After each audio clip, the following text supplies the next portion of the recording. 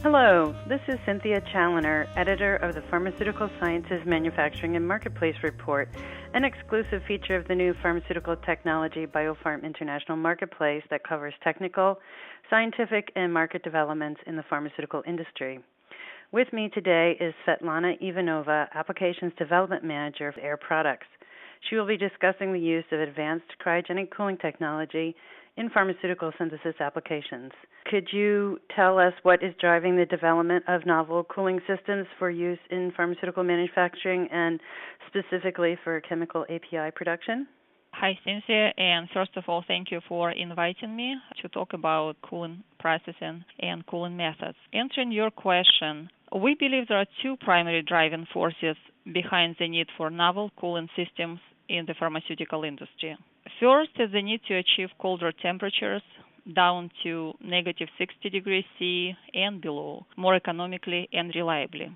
As we know, the use of such low temperatures is quite typical in the chemical manufacturing of API due to improved reaction selectivity, yield, higher API quality. The second driving force is the need to optimize the production of cycle times. As we know, batch processes are very common in the pharmaceutical industry, so enhanced cooling systems can help optimize the cycle times of the batch processes and reduce overall costs.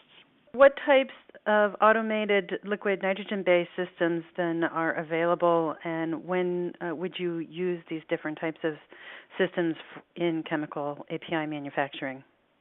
Selecting the appropriate liquid nitrogen-based cooling system depends on the specific of reaction.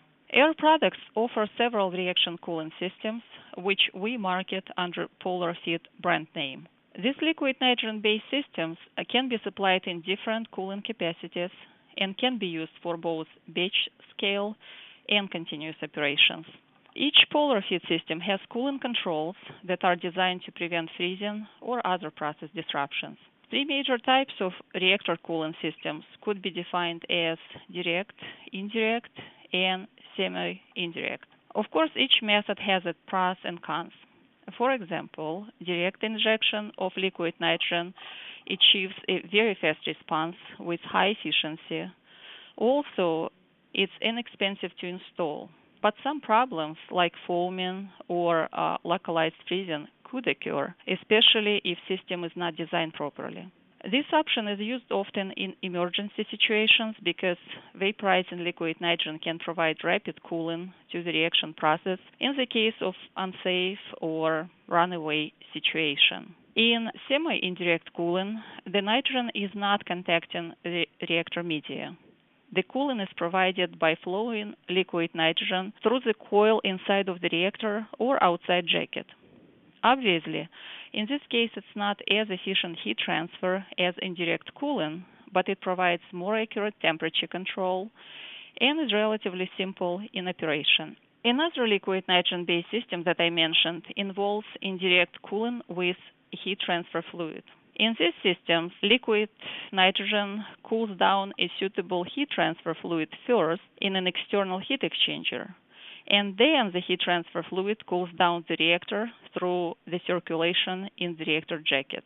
This approach provides the most system flexibility, accurate temperature control, and accommodates different heat loads. Also, the nitrogen effluent gas in this case, just like in semi-indirect cooling method, could be reused as a plant utility gas. And as we know, most manufacturing sites have a use for clean nitrogen gas for purging and blanketing. The liquid nitrogen used in the indirect reaction cooling is not affected by the process other than being vaporized and warmed up slightly. So this gaseous nitrogen now can be further warmed and can be introduced into the factory network for use anywhere on the site, which could provide significant operating savings at the plant. What would you say then are the advantages of using these three different types of liquid nitrogen-based cooling systems compared to conventional cooling methods? We would typically compare liquid nitrogen system to a more traditional system that is cooled by conventional mechanical refrigeration. And think very large home refrigerator, right? We believe the liquid nitrogen system has a number of advantages compared to traditional system. First of all, liquid nitrogen-based system can produce low temperature refrigeration, typically think below negative 60 degrees C, more economically than traditional mechanical system, and I can explain why. Properly designed liquid nitrogen refrigeration systems can respond to load changes more quickly than traditional mechanical systems.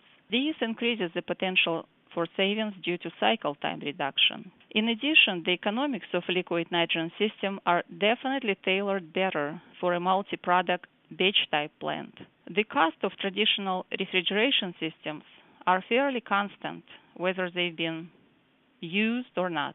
On the other hand, the operating cost of liquid nitrogen-based systems drop dramatically when the systems are not in use in the batch cycle. In addition, most, if not all, API manufacturing plants, as I mentioned before, have a nitrogen supply on site for inerting and purging or some other needs.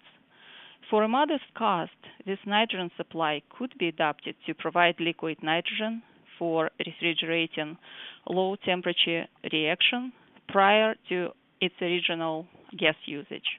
Also, liquid nitrogen-based cooling systems like Air Products Polar Heat could have, actually they do have, few moving parts and simple temperature controls, making the systems very reliable and easy to maintain compared to mechanical refrigeration. So then what would you say are the latest advances in cryogenic cooling technology that's being used for chemical synthesis? And what do you see as being the remaining limitations, and what is Air Products doing to try and address them? As I mentioned earlier, using heat transfer fluids-based cooling technologies provides the most flexibility, temperature control, and reliability. A big challenge for some of our customers is selecting a heat transfer fluid that is compatible with their existing operations and with the low temperature attainable with liquid nitrogen.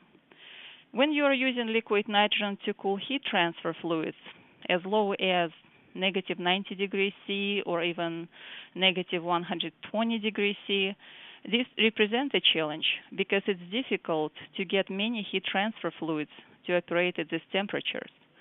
Such low temperatures could cause viscosity problems with many traditional heat transfer fluids.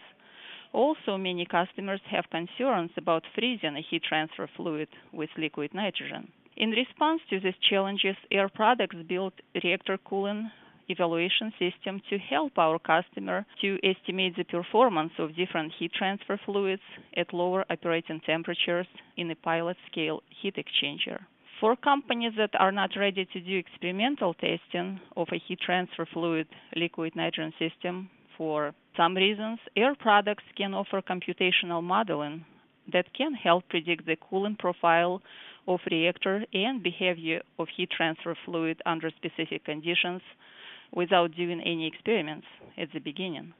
So this approach could provide the selection of the most appropriate heat transfer fluid system without doing any extensive lab or pilot testing. And I just wanted to mention that Air Products has more than 40 years of cryogenic application experience and has the know-how to help pharmaceutical companies identify the most efficient process cooling solution that would fit their specific application.